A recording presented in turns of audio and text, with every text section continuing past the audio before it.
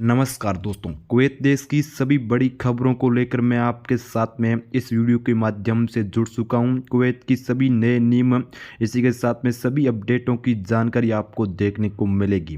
Kuwait में labour लोगों के लिए बड़ी अपडेट ये सामने निकल के आ रही है। इसी के साथ में विदेशी लोगों के लिए भी अपडेट है।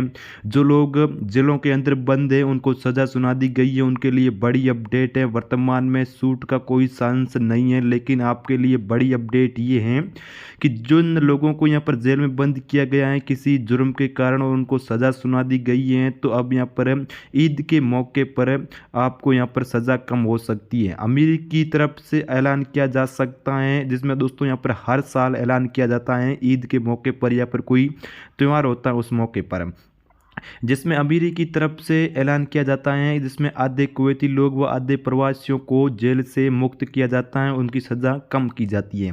तो आपके लिए भी चांस बन सकता है, अन्यथा जिसको सज़ा सुना दी गई है उनके लिए कोई चांस नहीं है।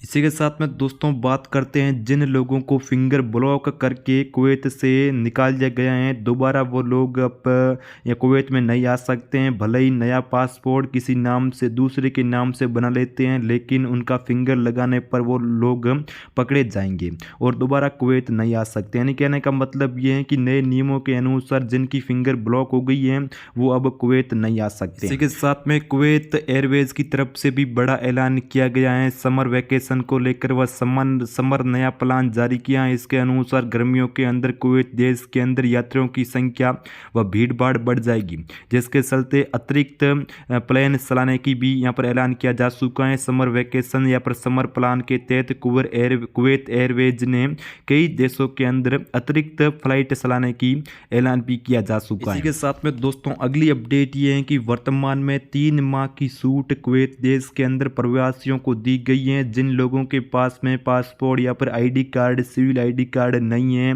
तो आप एम्बेसी में जाकर इमरजेंसी पासपोर्ट या फिर दस्तावेज बनाकर किसी भी देश की यात्रा कर सकते हैं, कुवैत से बाहर निकल सकते हैं।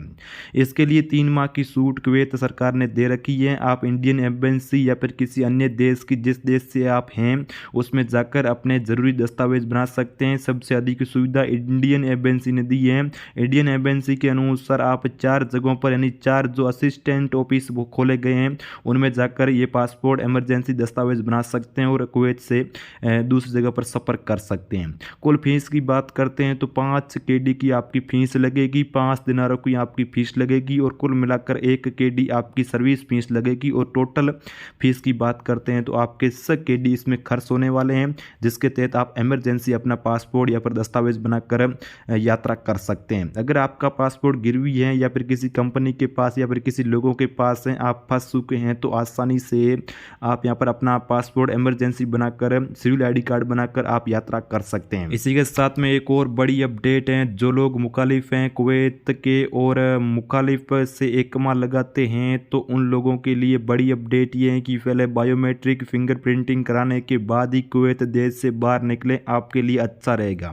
क्योंकि दोस्तों जो लोग मुखालिफ के तौर पर हैं और मुखालिफ के तहत ही इकमा लगाते हैं, तो वो लोग कुवैत से बाहर यात्रा कर रहे हैं, तो सबसे पहले आपको बायोमेट्रिक कराना बिल्कुल ज़रूरी है। इसी के साथ में एक और बड़ी अपडेट प्रवासियों के लिए बड़ी अपडेट ये है कि अगर आप बायोमेट्रिक कराने के लिए किसी ऑफिस के चक्कर काट रहे हैं, तो सबसे पहले आपको साइल एप्लीकेशन पर जाकर या पर मेटा के प्लेटफॉर्म पर जाकर अपनी अपॉइंटमेंट बुक जरूर कर लें।